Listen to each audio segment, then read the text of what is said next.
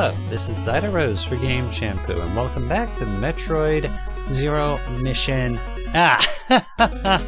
Oh, what am I saying? Zero Mission? No, this is Metroid Rogue Dawn. So, as might be obvious if you've really paid attention to how I talk when I'm doing this, I'm not actually playing the game right now. I'm essentially watching myself play the game. It's kind of cool. But acknowledging the fact that I'm playing a ROM hack of an alternate timeline, well, it's one of those times I felt I should actually go into the history of Metroid.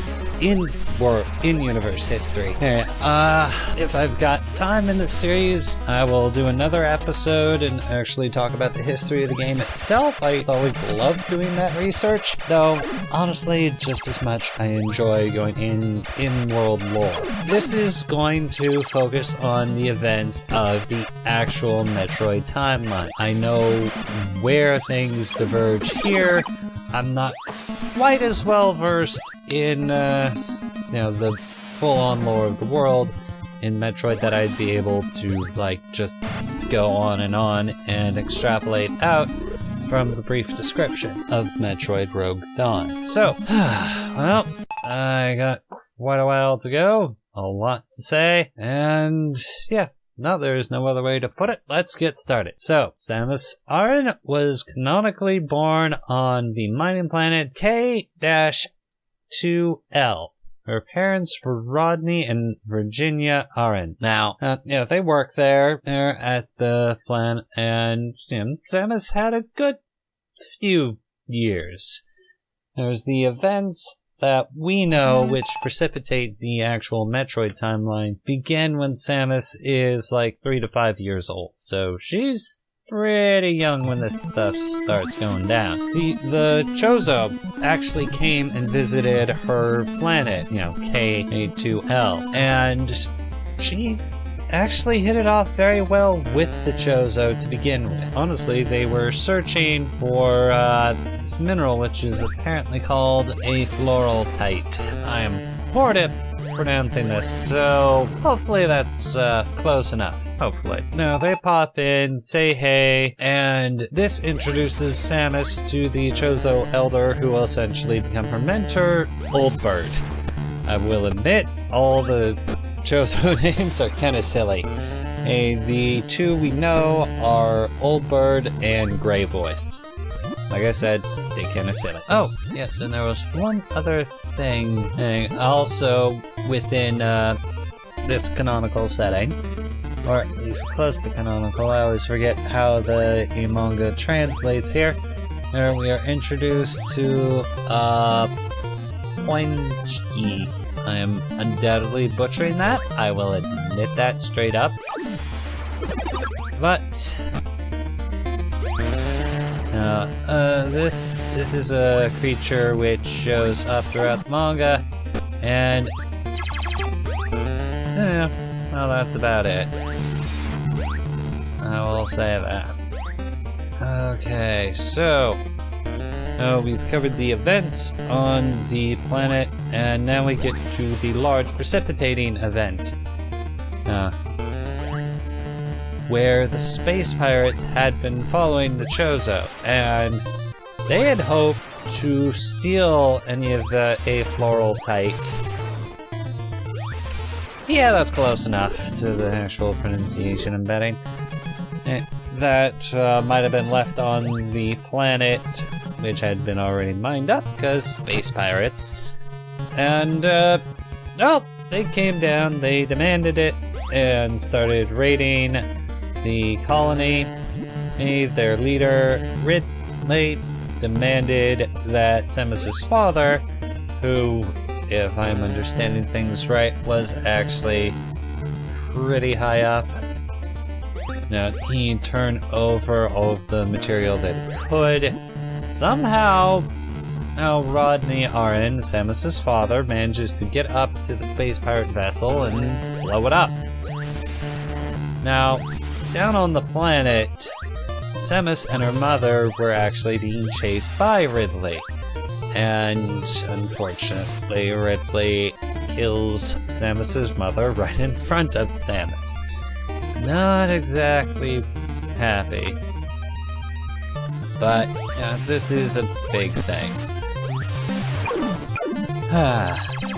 By the time the dust settles with Colony, the only survivor is Samus. Thankfully, someone in the colony did hit the distress signal, so that brought the Chozo back. Now, Oldbeard had honestly feared the worst about what was going down. And, well, yeah, they were right. No, wait, Oldbeard is he, so, leave it there. When they got back, the only person they found alive was Samus Aran. And they brought her back to Zidarose. There, the then friendly sentient AI, Mother Brain, who, as far as I know, this is the same Mother Brain we're talking about, that will feature in Metroid. Yeah, in Metroid Zero Mission, and Super Metroid. Just verifying. Yes, that is the same Mother Brain. Yeah, I'm double checking my sources. So, now, Mother Brain also takes the time and assesses Samus Aran's ability to actually survive on Zebes. It's not exactly hospitable to human life. To this end, Samus receives her trademark infusion, and she receives Chozo DNA. Now, this has a number of benefits. This enhances her physically to a great degree. This artificial enhancement allows her to not only survive on Zebes, but bolsters her physical prowess and capabilities. She can now, all the usual stuff. Jump higher, punch harder, or fall longer, take more hits. Basic stuff. Now, this is where you insert the training montage. Samus is then put through what is described in every single one of my sources as the brutal Chozo warrior training. Now, earlier in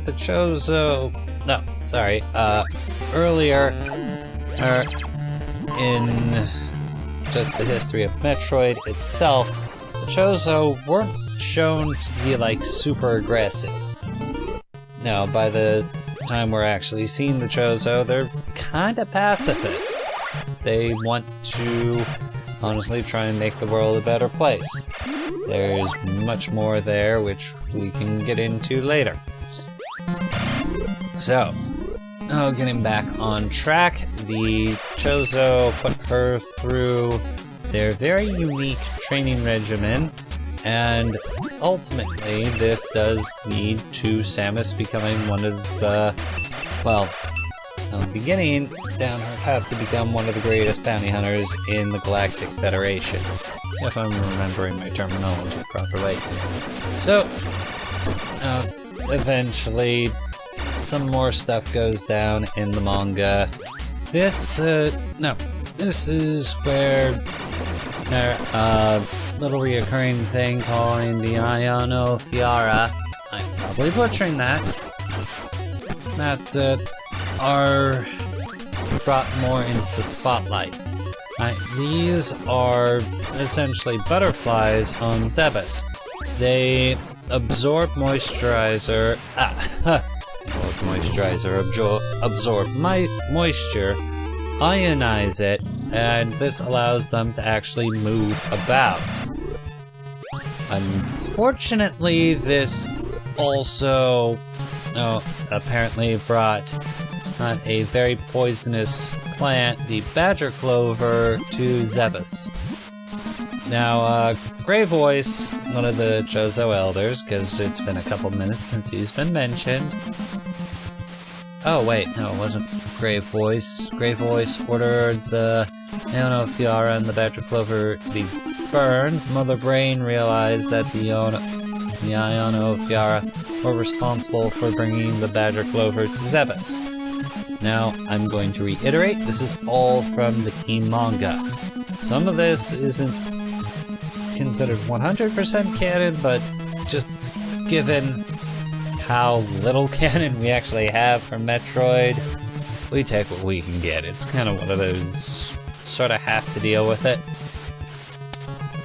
Alright, so as this event is starting to unfold, Samus actually intervenes on behalf of the Ionofiara, stating that, it doesn't have to be this way. She very much likes this form of life. She wants it to continue. And, well, she manages to talk down Grey Voice. And, oh man.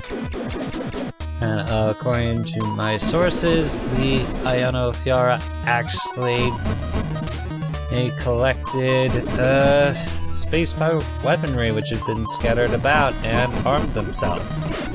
Samus, to her credit, honestly uses her abilities to disable all of them. She literally shoots the weapons out of their hands.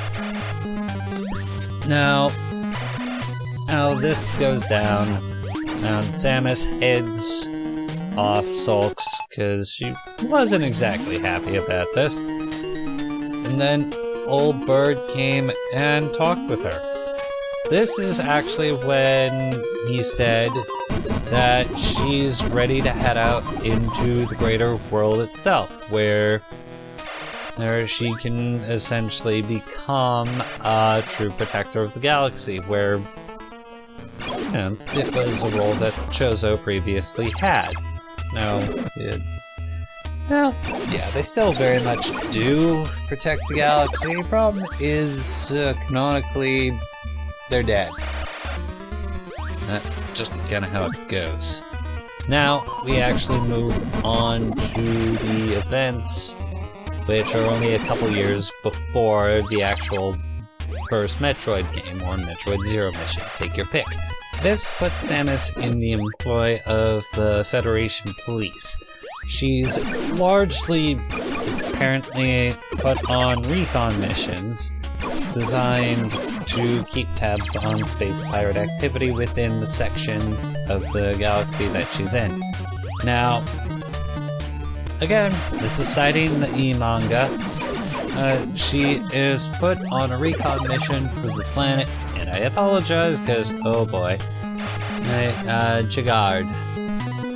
There she comes across a large group of space pirates who are forcing the inhabitants of the planet to build this apparently gaudy building. Now, she's assigned here with two other members of the Federation police. She notices that, well, first the space pirates are using children for labor to work on this project, but also there's a machine and a sensor that is set to a particular height.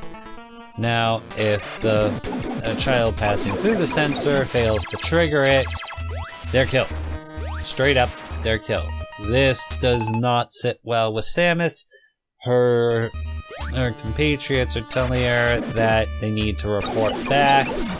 And then the machine activates, the space pirate grabs the girl who triggered it, knocks him around, beats him up a little, then is going to dispatch him. Well, Samus has had enough. She rushes down to the surface in her power suit, protects the kid, declares all those space pirates under arrest, and, well, you can imagine how that goes down. Pirates don't like this, they attack her. Her two partners eventually join in the fray. Now, this actually goes against the space pirates, and in the end, only one space pirate is actually left alive. Now, Samus is angry, like really, really freaking angry. And she is just about to just straight up murder him. Not something really in keeping with what she does. I say this and I think about the game and all the time I've spent farming and murdering lots of things I probably didn't need to kill. That's the set. Cool. So she's about to kill the space pirate, the little girl she saved. Starts crying. This gets her attention, and the women of the colony help comfort the little girl. Samus decides not to kill the space pirate and honest God arrest him. So, now this was a major event for Samus once again. She started losing faith in the Federation police and eventually, honestly, just leaves. So, this genuinely brings us up to the events of the very first Metroid game. Metroid or Metroid Zero Mission. And the events within the first portion of the game of Zero Mission are very accurate to what happens in the original Metroid. Samus has, at this point, managed to establish herself as one of the best bounty hunters in the galaxy. And, well, she must have been around a while, because if you actually read the instruction manual for the original Metroid, Samus is referred to as a he. So, no, yeah, at that point, there hadn't been that many female leads. Honestly, I can't think of one. That isn't to say that they hadn't existed at that point. Plus, there were some gender-neutral things in there, so take your pick. Now, Samus is sent back to Zidarose, which has now been completely taken over by the space pirates. The Chozo aren't there anymore. Honestly, we don't know what has happened to the Chozo. Nothing's really been all that revealed with them. So, she's there, and she's got a job to do, which is eliminate the space pirates and kill the Metroids. So, she goes, she defeats Ridley in a crate that gives her access to the Turian. There, she fights her way through the Metroids, defeats Mother Brain. There's the escape sequence since Mother Brain triggers the self-destruct. And Samus makes her way out, gets back to her gunship, and starts to leave Zidarose. Now here is where Metroid Zero Mission diverges heavily from the original Metroid. Samus takes off her power suit, and her gunship gets knocked down. And so she's forced back to the planet of Zidarose. This time she's only in her Zero suit. It provides very, very minimal protection, and now she needs to sneak through the space pirate base to find another ship which will allow her to escape. Now, during this time, she actually comes across a Chozo temple. There she manages to trigger an ancient test with her emergency pistol. At least that's what I remember doing. This actually gives her access to a more powerful suit. This is like the suit we're more familiar with her wearing. Well, she manages to beat this test, collect her fully powered up suit, and then escape fighting through the Mecha Ridley, which is found toward the end of the ship. And yeah, that brings us through the events of the original Metroid and Metroid Zero Mission. Now, canonically, next comes Metroid Prime 2, and Prime 3. Okay, this is one of the first addendums to the timeline. I know this was added in well after the fact. Immediately after the original Metroid, we had to wait a while. We got to Metroid 2. I decided to skip over the Prime series. I'm going to leave myself some time to talk about it because that stuff gets pretty dense. Whereas moving on to Metroid 2, The Return of Samus, that's a lot easier her to deal with. So, Metroid 2: The Return of Samus actually brings her to the planet SR388. This will come up again in the timeline and in 2 games. Honestly, if I'm going to talk about these games, I'm going to talk about them in the order of release. This is how I know the history. It makes it easier for me to just kind of keep track of where I am. So, Metroid 2, like I said, brings her to planet SR388.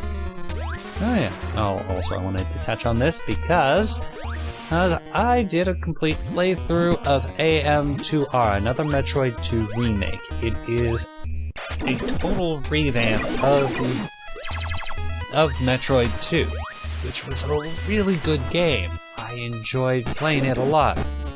And oh boy, the remake does so much more right. It expands on the story.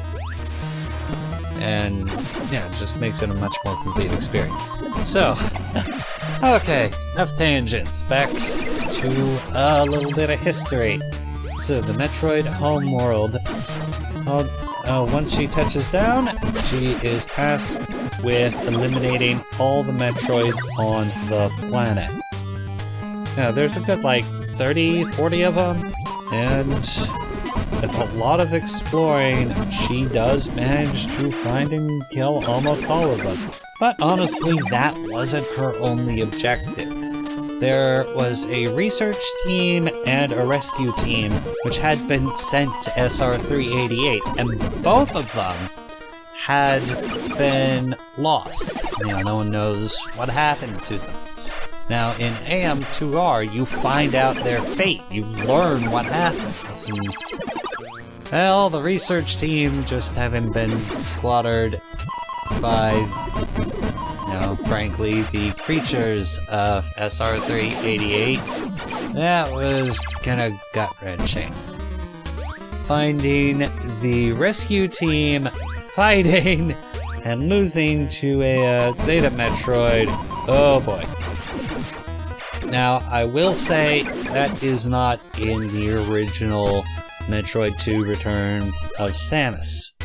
This information, which I'm conveying, happens in AM2R. Now, it remains, I recommend you go and play this game. It's a lot of fun, especially if you enjoy the Metroid games. I kind of assume you do, given you're listening to me ramble for practically half an hour on this. And hopefully enlightening you to some lore. So, all that's gone down, and Samus has found and done what she could for the teams. Now, we get to the point there is one Metroid left. That's the Queen. You need to go in and defeat her. And wow, she is tough. It is legit a very difficult fight, especially in AM2R. In the original game, it's a tough fight, but it's also pretty amusing to do. So, this clears the way for Samus to begin find your way back to the surface, having killed all the Metroids. But as she is exiting, she comes across an egg. From this egg hatches an infant Metroid. Now, the last Metroid. It actually imprints on Samus, so technically it's friendly. This is Ice. The last Metroid is in captivity. The galaxy is at peace. Now, in the timeline, we finally reach Super Metroid. At this point, the games actually start going in a fairly rapid fashion. And canonically, the next couple games are Super Metroid, Metroid Other M, and then the the latest game in the, latest timeline sense, series, Metroid Fusion. Okay, I got a little time left, so let's do this. Super Metroid begins with Samus actually delivering in the larval Metroid to the Ceres space colony. Hey, she gives that to the scientist, leaves for a very short while, because then she receives a distress signal from the space colony itself. She immediately turns around, heads back to find it's been attacked by the space pirates. Now, she charges in, sees the scientist dead, and that the Metroid itself is missing. In this area, Samus comes across her old buddy, and I do mean that sarcastically, Ridley, who has taken control of the Metroid. But he delivers some pretty good smackdown, and then, well, it's time for Samus to GTFO because the colony's exploding. This prompts Samus to return to Zidarose, where the pirates once had their base. She goes in, the events of Super Metroid take place with her fighting through Kraid, Pantoon, Dragon, and Ridley, acquiring numerous power-ups along the ways, and as well as the fake Metroids, and eventually make your way into the Dorian, where yet more Metroids are found. Toward the end of this, she actually comes across a massive Metroid. This is revealed to be the larval Metroid in the beginning, and it almost kills her. She's got like 1 unit of health left. This leads Samus through. She manages to find an energy recharge. She makes her way to the revived Mother Brain, takes her down, now has to escape the exploding planet. Oh joy. She does manage to do this, and I will state this because it is considered canon, especially as shown in Metroid Fusion. She finds a small chamber with 4 creatures who are native to Zidarose. I'm hard at pronouncing the names, so I'm not going to try. She frees them, and then manages to return to her gunship.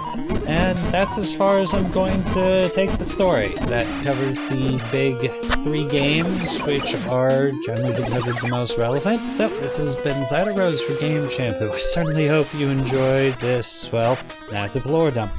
Please be sure to like, comment, subscribe. If you are subscribed, consider ringing the bell. That way you'll know when this is going on. Honestly, we get enough of those. There will be a Skyrim playthrough. So take care, and I'll talk to everyone later. Cheers.